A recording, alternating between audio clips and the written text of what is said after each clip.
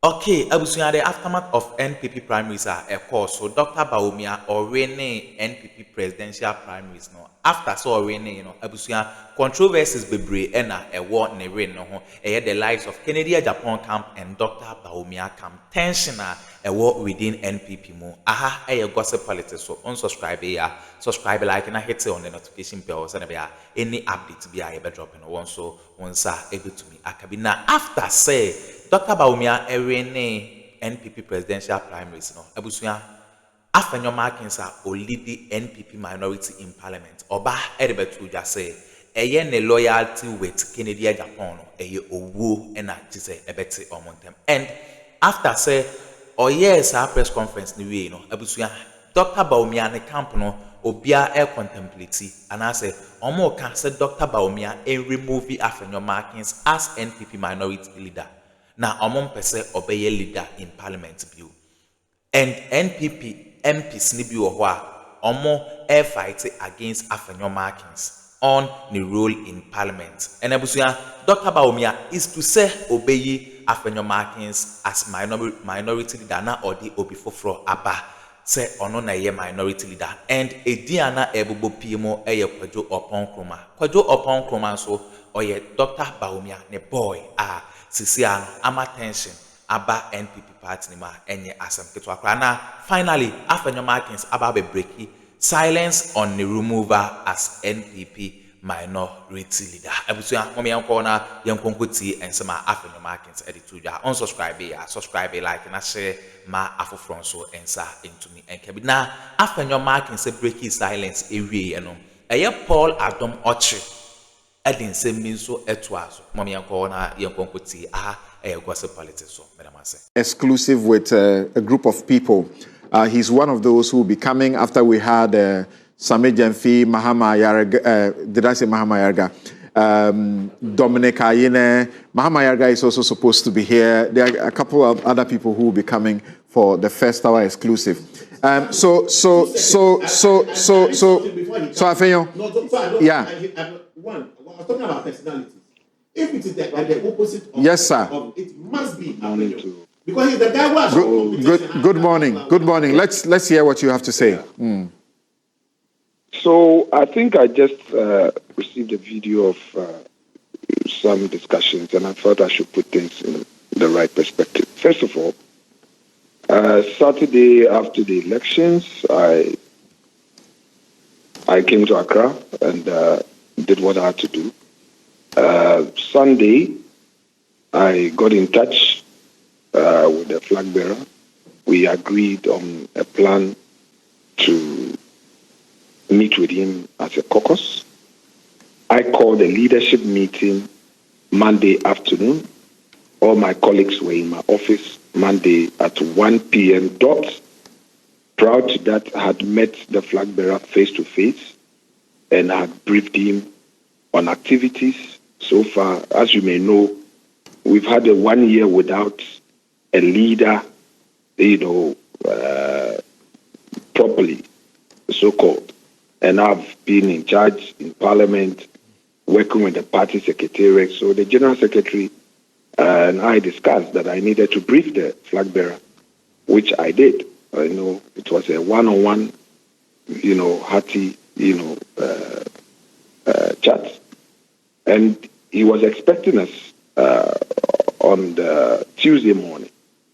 I convened a meeting Tuesday morning, and our colleagues were present. And we agreed that from there, we're going straight to the flag bearer's residence. Now, I had two other things to do. In between, the chief whip and my good self had to attend a business committee meeting. And then I also needed the permission of the leader of the house, that's Ayarga, to extend the sitting time, because we needed to have enough time, then we can start sitting, so that he could inform the speaker of the minority's temporary absence. At the same time, we had a leadership media encounter that had already been programmed. So the understanding was that my colleagues were going in a bus and that they should take the lead because I am assigned an outrider and I have an official outrider, I could make it faster. So anybody who even watch the press engagement, you realize that Ayarga has started. Normally, we all spend the whole time, interacting with the media. So when I got in, Ayarga said, look, leader has to go somewhere and that he wants to give him the chance. And I put forth our case and our issues, and even jokingly said, I hope in my absence, he wouldn't be doing some uppercut, and indicated that, look, we needed to meet our flag bearer. I would want to beg of those who are having discussions on these matters. Look, we've elected a flag bearer. The party has a leader. It appears that people are taking the shine out of the beautiful election we had, and nobody is even talking about the Bawumia victory, and people are suddenly moving away from the unity that we are calling for, that will take us to 2028. So yeah, we have played your speech at Bawumia Place like twice, where you are calling for all to work together. We have played your speech about twice. Correct. Right. So we need to. We don't have a choice. All right. As a party. We have no choice. I have a lot of questions for you, but when we meet next week. But do you feel under siege? I mean, do you feel under siege? I'm doing my my annual medicals. Let me. Do you feel under siege? My health together. I mean, the right time will come. So. But just one question. Do you feel in right perspective? But just one question. Do you feel under siege? No. It's politics. I mean, as for politics, you should expect anything and everything. It's part of it.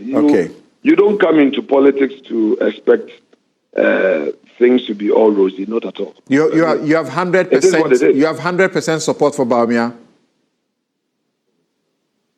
You don't need to ask this. There is a party leader, and my job is to rally the party in parliament to help achieve that one goal: win elections. That's it. You are accused of whether or not you are accused of rallying. You are accused of rallying. Is it over 90% of your constituents to vote for Ken? Is that where you want to go? How do you undo that? Fair to me. How do you undo that? Samson, stop it. With respect, don't let us go there. With respect, I have a lot of respect for you. Don't let us talk about the victory of the flag bearer. The unity of the party. Don't let us get into. I should answer questions. Somebody says. Like I said, I get to sit down with you. I get to sit down with you next week. So thank you very much. I mean, let's focus on the party. All right. There is a leader. We've had a successful primaries. That should be our focus. Right. We should begin to project the leader. Right. And what he stands for, his vision for the party. How we should bring everybody on board. All aspirants. All individuals, various constituency executives. Let me tell you about my intervention, just by way of signing off. Before I left Accra, through the regional chairman, Central Region, I called a meeting of all the constituency chairpersons in the region. I said, look, we have a leader, all of you, in your various constituencies, ensure you commit to the vision of the flag bearer.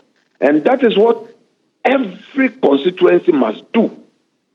Every region must commit to the vision of the man.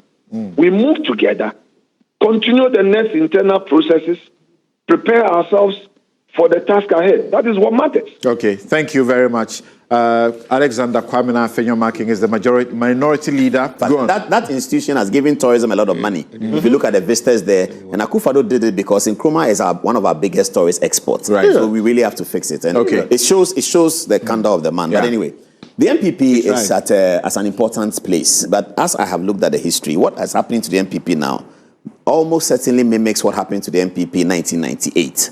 When they decided that they needed to elect a candidate 2 years before, and the candidate that was elected the last election was challenged, and then he won. and then what he did. So I'm hoping that the NPP will take from the leaf of what happened at that time. Naturally, you expect political people in the NPP to say that we are united, and that will happen. You see, typically opposition parties don't struggle for unity. I think we've not noticed that in this country. The NPP won 2016 elections at the time when everyone would have thought that they are not united. The chairman of the party is fired, the general secretary of the party is fired, everybody, there was chaos all over the place. If you listen to Evans Mensah on Top Story and Eugene Entry, who used to be MP of Subi, said that when he heard Top Story, his stomach, because you hear Evans Mensah shouting, oh, the invisible forces are back at the NPP head office. This is 3 months to election. And he was dying, but the NPP won the election. So opposition parties don't unite, don't worry about unity that much. It doesn't mean they shouldn't foster unity. They should. But ultimately, they will come around. Dr. Bawumia has a decision to make. And I think that it's time that after he has served the party, the length of time that he has served the party, after he's been vice president, and he's been elected twice as leader of the party, it's important that he leads the agenda and he turns it into a Bawumia party. It's very, very important he does that, because how you come can also limit the way you express yourself even when you become. Because he came in picked by somebody. See, if you compare him to Akufo-Addo or Safo-Mafo, J.H. Mensah, and all these guys, they didn't come to NPP because somebody picked them to be running mate. They came to NPP because they loved it from students' time, blah, blah, blah, blah. So they seem to have a certain pedigree. That pedigree cannot compare to one who has been running mate for 2 terms and has been vice president and has also proven to be a great vice president. So he needs to make his own decisions at this stage. And I'm happy with the way he started by talking to candidates. for 4 terms. Yes, candidates coming to him, the parliamentary situation. I remember that. Before we get to the parliamentary situation, I got a feeling that you wanted Kennedy Japan to win. Oh, I didn't. I just was hoping that whoever the NPP elects will be the person that can actually crack the whip, which is what they... I followed you. I follow you, and I realized you projected Ken over Bawumia. Oh, no, I didn't, because if you watch our program, for every Bawumia interview, we had a Ken interview. That's how we did it. So on the day that Frimpong Boateng came, he didn't even speak for Ken, but he sort of tilted towards an anti-Bawumia agenda. There was Niti Wool. No, in 2023, I followed how you projected Bawumia as well. It was completely different. You gave Ken very little space. But in were you surprised at the outcome? No, in 2023, I didn't examine Ken. But in 2026, I sat down to examine his campaign. I talked to his people, why this, why that. In 2023, I didn't examine him at all. There are those who had said that for the NPP to even qualify him as a candidate to hold its flag, the NPP was lost. It had lost its image. No, I think that's very wrong. As a credible party. I think that's very wrong. And I am hoping that in the campaign that Dr. Bawumia will launch, he will incorporate some of the things Kennedy Apongo was saying. It is very, very important that he does, because some of the things Kennedy Apongo was saying can actually win you an election or can lose you an election. He's going to the people and telling them that you don't have jobs because our people are not thinking. Why can't you do this water yourself? Why can't you do this yourself? Why can't you create a road? One day I went to Kennedy and I was asking him about his plans. And then he said to me that we have traffic from Accra to Cape Coast to Takoradi. We do. I said, yeah, we do. He said, okay, God has blessed us. When you are driving from Accra to Cape Coast to Takoradi, look on your left. I said, what is on your left? He said, tell me, what is on your left? I said, it's a sea. He said, right there is another road. And we don't do it. I had not thought about it. And I said, I don't understand. I said, many people have said, you are driving straight. Next is the sea. Put a boat on it and let the boat also go. So there are some things that we have to take from these very practical people. A lot of us who have benefited. Is there a question of lack of vision, ideas, or really it comes down to money? It is the education we had. The education we had did not teach us to create.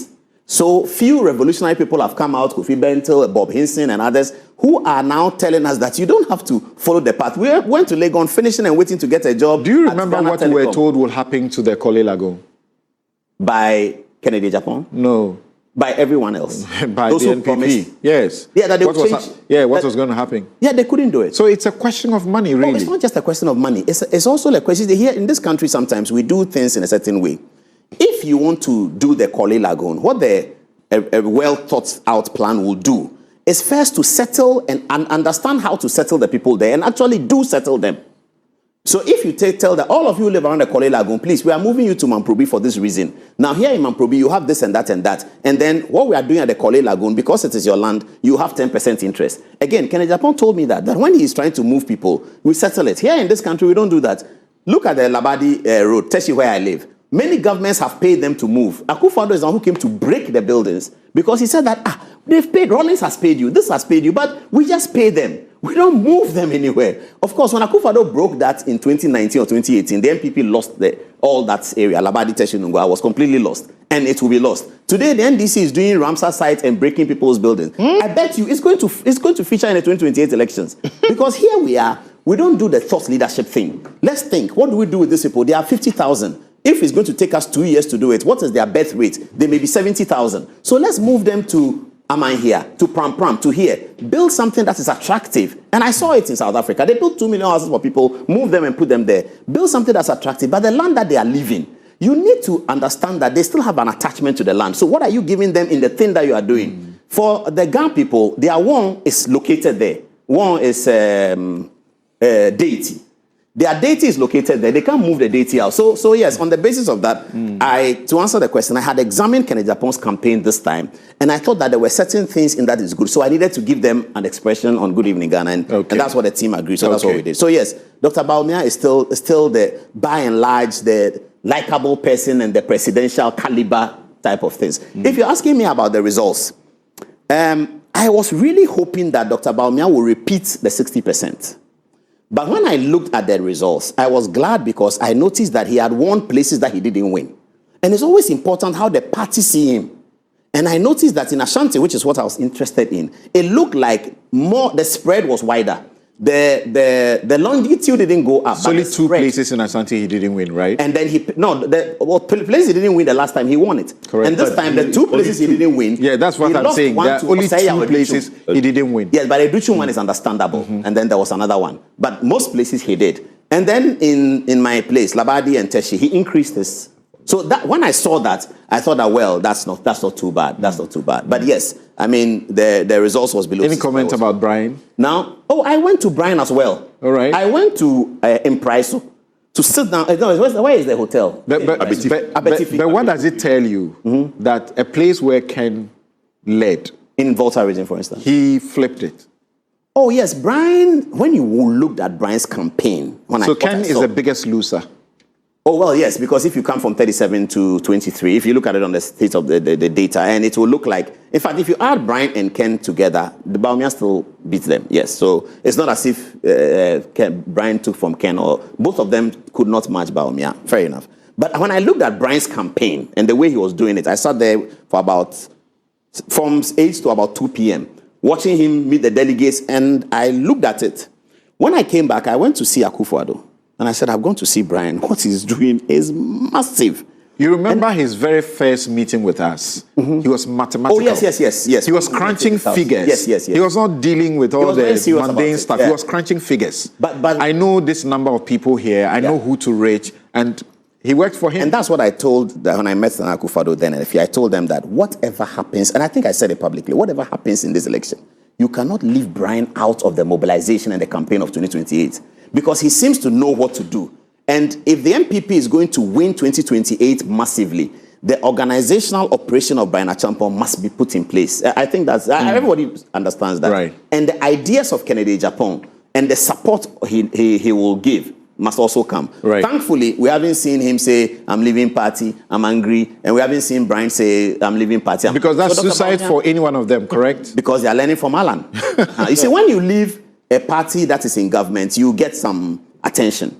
Beyond that, nothing happens. So those who have left the party that was in government today, nothing. And look at Mrs. Rawlings. When you leave the party in government, look at Reform Party. When you leave the party in government, you get something in terms of attention. After that, that's it. Nothing happens. So the people who have left NPP when NPP was in government and people thought it was not a good government and you left and they were praising you for it, that's the end of the story. That's why Bawumia shouldn't and didn't resign. Yes. Those people who are talking... Bawumia resigned? No. Continue. Okay, so now Bawumia has... fixing the friction. Yes, fixing the friction, I think is going to be easier because the party is in opposition.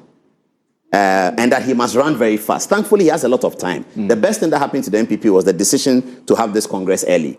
And everyone has seen how the matter has settled down. What is exciting for me as a news reporter is that I'm waiting to see what happens in the NDC. I can't wait. And I'm going to look at it with excitement.